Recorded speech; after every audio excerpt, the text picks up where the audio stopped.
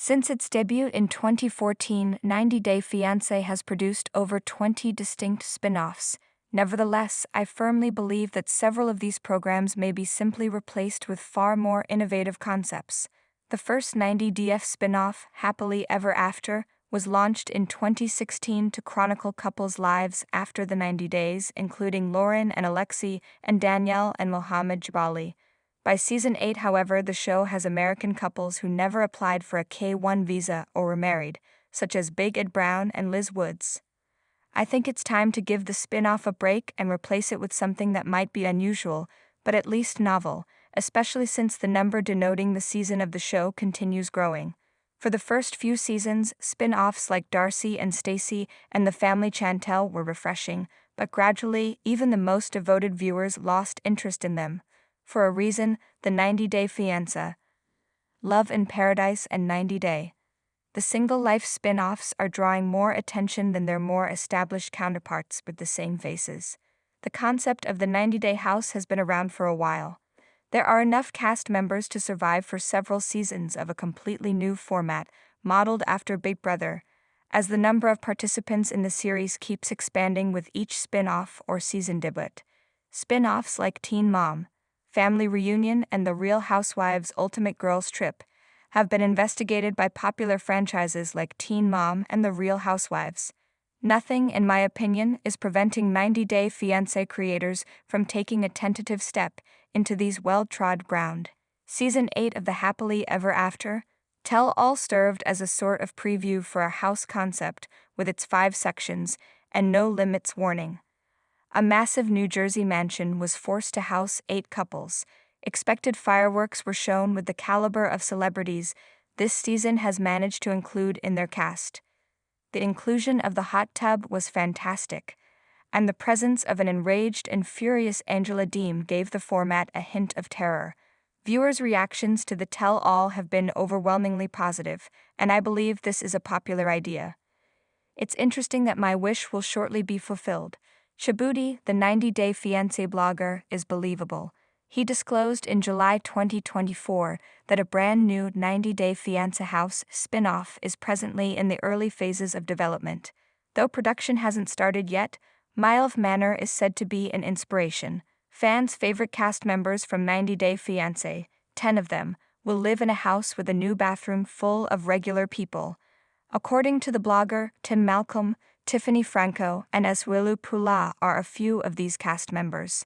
2020 saw the debut of the first-ever same-sex pair plot in 90 Day Fiancé's spin-off, 90 Day Fiancé, before the 90 Days, which debuted in Season 4. Bisexual Stephanie Matto took a plane to Australia to meet Erica Owens, her internet partner.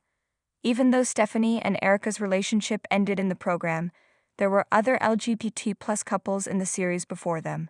Soon after, in Season 2 of 90 Day Fiancé, the other way, the first 2 same-sex male cast members were revealed as Armando Rubio and Kenneth Niedermeyer. They were still the greatest couple in the universe in my opinion. Since then, a lot of additional LGBT+ celebrities have come to light. Their narratives have depicted the difficulties they encounter in accepting themselves, particularly when their emotions aren't returned. Gabe Pabin, the first transgender cast member, talked about the several procedures he had to have done to change from a girl to a boy. Even though his marriage to Isabel Posada ended in divorce a year later, I thought their love story was endearing.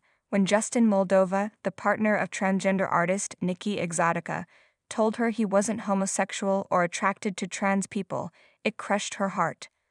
The 4th season of Love in Paradise debuted Sean Finch, who had first gotten to know Alaya when she was still Douglas. A spin-off devoted exclusively to cast members with queer identities is a great idea, especially since the franchise ensures that there is at least one LGBT+ couple in every season. This gives the show a platform to educate viewers on how the 90-day concept is about all aspects of love, regardless of gender identity. How freeing it must be for an immigrant to leave a conservative nation where their identity is not recognized and relocate to the United States. The first season of 90 Day Fiancé UK was revealed in 2022, and it debuted in July of the same year. The show followed 8 British couples who had to be married within 6 months or return home after meeting their long-distance partners for the first time in the UK. Even the second season, which debuted in July 2023, a year later, was quite enjoyable to me. Every time I'm going to eat my favorite fowl meal, I can't stop singing "I Love You Chicken." After receiving positive reviews, the program was ultimately renewed for a second season in May 2024. A complete entertainment package, 90 Day Fiancé UK features wholesome moments, cultural collisions, a ton of drama, comedy, and sorrowful moments. The idea of the show was similar to that of the original 90 Day Fiancé, but the couples were genuine, and I doubt any of them desired attention to become well known on Instagram like their American counterparts had recently.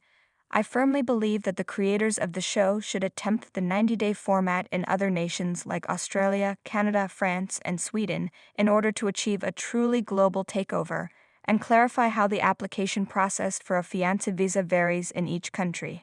Being a single parent and dating might be scary, it might be uncomfortable, and one may wonder, or even feel a bit guilty, if they are really yearning for romance or merely someone to make them feel less alone. There have been several single parents with distinct viewpoints and life experiences in the 90DF franchise. For example, Amanda Wilhelm started dating shortly after her husband passed away. Fans ridiculed her for abandoning her two tiny children in the United States for several weeks when she traveled to Romania to meet Razvan Chiokoi. Cast members like Eric Rosenbrook had to witness Leda Margaretha, his new wife, grow enraged at him for having to pay child support for their youngest daughter. She forced Eric to pick her over Tasha, and in order to please Leda, Eric ejected his daughter. Subsequently, there was young Daniel, who had witnessed his mother, Tiffany Franco, develop feelings for a man from South Africa named Ronald Smith and eventually end their relationship. Daniel had been parentified by Tiffany, and I couldn't help but worried for the youngster who was depicted counseling his mother on relationships.